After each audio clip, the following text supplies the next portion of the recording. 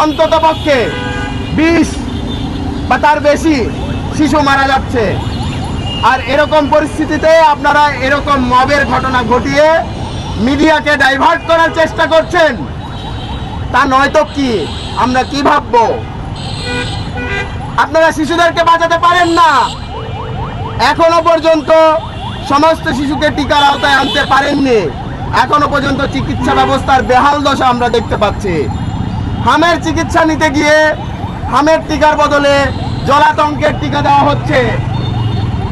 এক কঠিন ঘটনা বন্ধুগণ, হামের টিকার বদলে জলাতঙ্কের টিকা দেওয়া হয়। এই হচ্ছে আমাদের চিকিৎসা ব্যবস্থা, আমাদের হাসপাতাল ব্যবস্থা। এরকম ব্যবস্থা যখন পেপার পত্রিকায় গণমাধ্যমে আসছে, তখন আমাদেরকে ভুল দিকে পরিচালনা করার জন্য উস্কানো হচ্ছে মব। এবং এটা যে পরিকল্পিত, এটা যে মব নয়, এটা যে একটা রাজনৈতিক স্বার্থ হাসিলের একটা ঘটনা, সেটা জনগণের কাছে পরিষ্কার। জনগণকে এত বোকা মনে করবেন না যতটা আপনারা বোকা হয়ে বসে আছেন। বন্ধুগণ, আমরা আরো দেখতে পাই আজকে দুপুরবেলা গাজীপুরের বোর্ড বাজারের যে ইউনিক গার্মেন্টস কারখানা, সেই ইউনিক ডিজাইন কারখানার শ্রমিকরা 3 মাসের বেতন পায়নি। যখন গতকালকে থেকে তারা আন্দোলন করছিল, আজকে যখন আবারও তারা আন্দোলনে নামে, তখন পুলিশ এবং বিএনপির নেতাকর্মী একযোগে শ্রমিকদের উপর হামলা করে।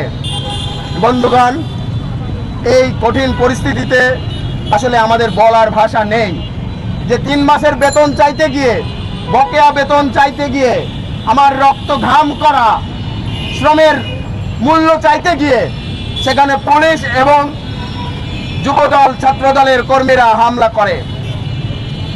বন্ধুগণ, আমরা ধিক্কার জানাই এই বিএনপি সরকারকে, তারেক রহমানকে, যে আপনি তো ওই বিগত ফ্যাসিস্ট শেখ হাসিনার পথেই হাঁটছেন।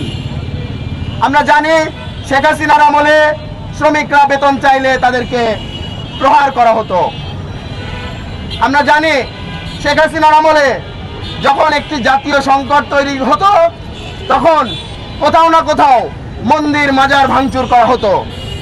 একই ঘটনা তো এই বিএনপির সরকারের আমলেই আমরা দেখছি।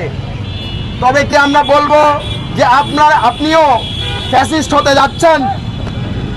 তারেক রহমান কি আগামীর স্বৈরাচার? তা আমাদেরকে এখনই ভাবাচ্ছে। আমরা বিএনপি সরকারকে সতর্ক করতে চাই।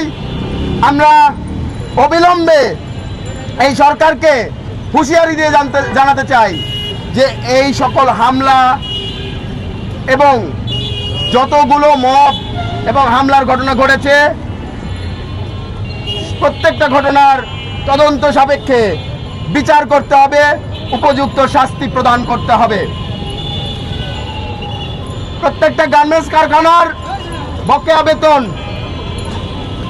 নিয়মিত প্রদান করতে হবে।